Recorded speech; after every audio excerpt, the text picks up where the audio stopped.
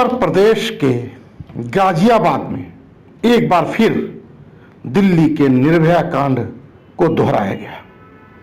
फिर किसी महिला के साथ वैसी ही विभत्स घटना को राक्षसों ने अंजाम दिया। इन जैसे राक्षसों को धरती पर निश्चित रूप से रहने का कोई अधिकार नहीं। धरती मां भी ऐसे राक्षसों के बोझ से कराह रही होगी, फिर भी धरती पुत्रों को इसका कोई समाधान नहीं मिलता।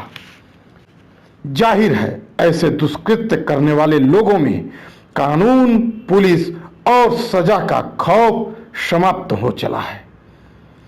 देश में ऐसा कोई कानून लाना ही होगा ताकि ऐसी पीड़ा देने वाले राक्षसों के लिए एक पीड़ानाशक कानून बने, जिससे लोगों को त्वरित न्याय ही न मिले बल्कि नजीर बने उन राक्षसों के लिए जो ऐसी घटना को अंजाम देने का सोच भी रखते हों। गाजियाबाद के गैंगरेप पर महिला आयोग की अध्यक्ष स्वाति मालीवाल ने इस घटना के बारे में जो भी जाना उन्होंने अपनी जुबानी सुनाया।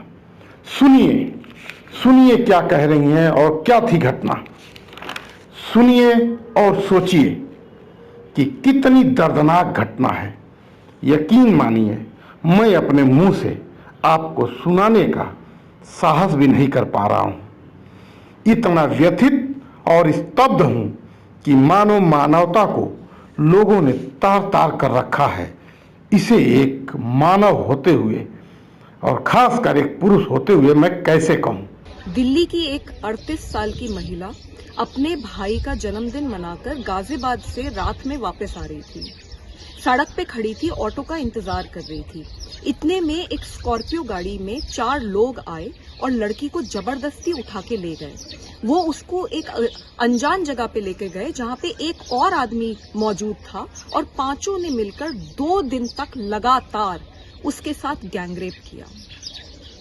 लड़की की हालत बहुत खराब थी, लड़की को बहुत टॉर्चर करा गया और यहाँ तक कि उसके प्राइवेट पार्ट्स में, गुप्त अंगों में रॉड तक घुसा दी गई।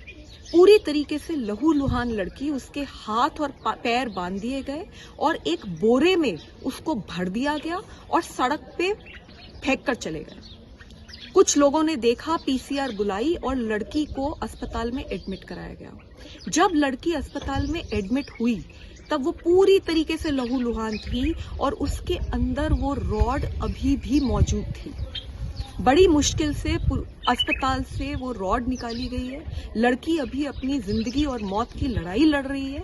हमने एसएसपी गाजियाबाद को नोटिस इशू करा है कि ये जो भी वैशी दरिंदे हैं इनको तुरंत अरेस्ट करा जाए और इनके ऊपर सख्त से सख्त कार्यवाही हो। मेरे पिछले 7 साल के कार्यकाल में हर दिन ऐसे कई मौके आते हैं जब पूरी तरीके से दिल टूटता है, जब बहुत गुस्सा आता है सिस्टम पे, क्योंकि महिलाओं और बच्चों के खिलाफ जो अपराध है वो बढ़ता ही जा रहा है और वो रुकने का नाम नहीं ले रहा। लेकिन ये केस इतना घिनौना केस है, ये केस बिल्कुल निर्भया जैसा केस है और इस केस में तो कम से कम मेरी सिस्टम से अपील है कि तुरंत फास्ट ट्रैक कराया जाए और तुरंत इन आदमियों को सख्त से सख्त सजा दी जाए। इस संबंध में गाजियाबाद के बड़े पुलिस अधिकारी इस घटना के बारे में जो बता रहे हैं, जरा उसे भी सुनिए।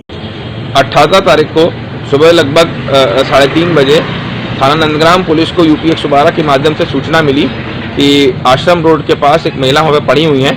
तत्काल ही पुलिस मौके पर पहुँच गई एवं इनको अस्पताल लेकर गए। पूछताछ में उन्होंने बताया कि ये नंद नगरी दिल्ली की रहने वाली हैं एवं एक दिन पहले अपने भाई के जन्मदिन मनाने के लिए थाना नंदग्राम क्षेत्र बॉम्बे कॉलोनी में आई थी। जब इनके भाई ने इनको वापस छोड़ा तब वहां से इनको कुछ लोग ले गए जो कि इनसे पूर्व में ही परिचित हैं। पहले इन्होंने बताया कि 2 लोग थे, बाद में इन्होंने बताया कि 5 लोग हैं और उनके साथ उन्होंने दुष्कर्म करा। इसमें तत्काल पुलिस ने इनके भाई की तहरीर पे अभियोग पंजीकृत कर लिया है एवं 4 लोग को हिरासत में ले लिया गया है।